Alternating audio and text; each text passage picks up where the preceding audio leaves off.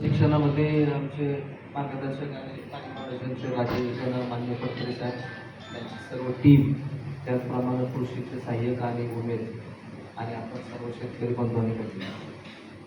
तर मित्रांनो, ट्रेनिंगला यायपर्यंत आपल्याला खूप अवघड मोठं असं काहीतरी वाटतं, पण एकदा ट्रेनिंग केल्यावर खूप चांगलं वाटतं आणि करायला त्यापेक्षा सोपं वाटतं. आम्ही 2023ला आमच्या गावामधून पहिल्यांदा मी ट्रेनिंग घेतलं. मी म्हणजे थोडीशी माझी स्टोरी सांगतो की त्यावेळेचे आमचे प्रशिक्षक साबळे सर म्हणत होते, ते म्हटले फक्त एसटीत बसा आणि केंद्रावर चला, केंद्रात बरं नाही वाटलं तर संध्याकाळी एसटीनं माघारी या. पण त्या केंद्राचं ह्याची ट्रीटमेंटच अशी आहे की आपण एसटीत उतरलो की आपण ह्यांचा झालो.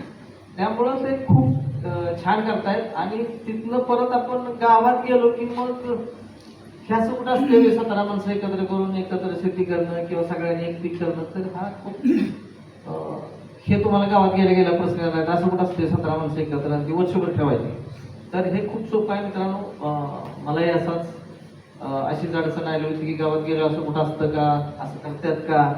पण आता आपण किमान 30, 40, 50, 60 वर्षाचे आपण सर्वजण आहोत. आपण आपल्या गावात राहतो, आपल्या समाजात राहतो, आपल्या भावकीत राहतो. एक 10 माणसं माझ्या विचाराची मी जर काढू शकत नसेल, की माझा विचार 10 माणसाला सुद्धा गावात जर पटत नसेल, तर मग मी थोडंसं माझं ते दुर्दैव आहे असं म्हणावं लागेल. या विचारानं प्रेरित होऊन मी त्यावेळी आमच्यातल्या एक 15-16 लोक गोळा केली आणि त्यामध्ये वाखाण्यासारखं तरुण आता मुली आल्या होत्या. त्यावेळी 3 वर्षापूर्वी फर्स्ट इयरला असणारे आमच्याकडे एक सहकारी आहे निशिकांत सातपुते म्हणून, गेली 4 वर्ष ते आमच्या बरोबर काम करते. तर मुलींसाठी सुद्धा ते तुम्ही चांगलं काम करू शकता. आणि हे करत असताना आनंद खूप येतो. दादानो, तुम्ही एकदा गट जमवा, 1-2 कामं एकत्र करा आणि मग त्यानंतर बघा ह्याचा आनंद किती मोठा येतोय. कारण आपण जेव्हा अनेक जण एकत्र येतो आणि अनेक जण एकत्र येत असताना वेगवेगळ्या वयाचे आपण सर्वजण एकत्र असतो. कोणी 30ला असतोय, कोणी 35ला असतोय, कोण 50 असतोय. मग ती असं करायचं असतं काम, तसं करायचं असतं काम. त्यातला जो निमंत्रक आहे त्याने ह्या सगळ्यांना निरपेक्ष भावनेनं, निस्वार्थीपणानं आपण एकत्र ठेवलं तर ते करता येतं. आमच्याकडे पूर्वी मान तालुक्यामध्ये किंवा आताही ज्वारी, बाजरी, मका, गहू ह्या पिकाच्या पलीकडे घेतलं जात नाही. आम्ही 2023ला पहिल्यांदा मका घेतला. त्यावेळी मकेचं ॲव्हरेज उत्पन्न साधारणपणे 10 ते 12 क्विंटल यायचं. पण ज्यावेळी आम्ही पाणी फाउंडेशनच्या SOPच्या माध्यमातून बाजरी केली, तीच बाजरी, तेच बियाणं, तेच शेती, साधारणपणे 27 ते 28 क्विंटल पर एकर आम्ही मका काढली. आणि मग लोकांना कळालं की बाबा हे काय ते काहीतरी चांगलं आहे. आणि हे सगळं करत असताना खर्च झिरो झाला. खर्च कसा झिरो झाला तर आता खतीच काढायचं. आपण पहिलं नांगरट करतो, SOP बघितलं तर पहिलं नांगरट. आणि SOP लक्षात ठेवणं खूप सोपं आहे. एक तर डोक्याकडनं लक्षात ठेवायचं किंवा आपल्या पायाकडनं लक्षात ठेवायचं. म्हणजे जनरली आपण नांगरल्यावर खतीच करतो, खतीच कटल्यावर बियाणं खरेदी करतो. असं आपण जर त्यांना ठेवलं तर SOP पाठ करायला लागत नाही. कारण पहिल्या वर्षी तुम्हाला हा खूप मोठा प्रॉब्लेम येणार आहे. तुम्ही तुमच्या तालुका समन्वयकांना सारखा त्रास देणार आहे की बाबा आता ही SOP झाली, आता काहीतरी करायचं.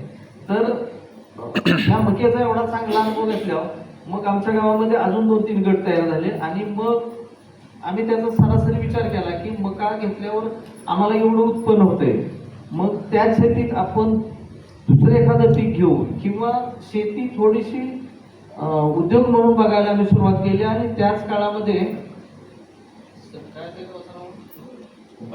कुंभारगाव या गावानं त्या वर्षी तूर घेतली आणि त्याने ॲव्हरेज पेक्षा जास्त उत्पन्न घेतलं. मग आम्ही प्रत्यक्ष त्या गटाला भेट दिली, त्यांच्या शेतीला भेट दिली, समक्ष सगळं बघितलं. आणि मग 2024 पासून आम्ही तूर घ्यायला सुरुवात केली मान तालुक्यामध्ये.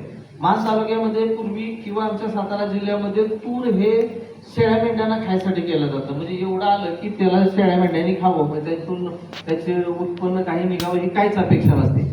पण आम्ही पहिल्यांदा तूर हे कॅश क्रॉप म्हणून केलं. आणि कॅश क्रॉप म्हणून करत असताना 2 रोपामधलं अंतर 1.5 फूट आणि 2 ओळीमधलं अंतर 6 फूट असं ठेवलं.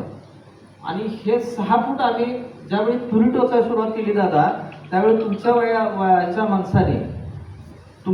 माणसाने आम्हाला अक्षरशः लाखो लिस्टनं शिवाय दिल्या की तुमच्या बापाने अशी स्थिती केली होती का 2 ओळीतलं अंतर 6 फूट ठेवलं होतं सगळ्यांनी. शास्त्रज्ञांना विचारलं. म्हणजे हे सगळं पाणी फाउंडेशनच्या टीमच्या मार्गदर्शनाखाली केलं होतं. आणि मग आता 6 फुटावर जर मोकळं राहतंय तर मग आपण दुसरं काहीतरी करूया. मग त्याच्यामध्ये आम्ही आंतरपीक मूग घेतलं, मूग पेरला आणि तूर टोचली. कारण मूग हे पीक साधारणपणे 2.5-3 महिन्यात येतं. तर 2.5-3 महिन्यात आमचा जेवढा खर्च झाला होता त्याच्यापेक्षा दुप्पट पैसे आम्हाला मिळाले मुगाच्या माध्यमातून. आणि तूर बरोबर या वयाची येताना किंवा ह्या उंचीची येईपर्यंत तो मूग निघून जातो, मूग निघून गेला.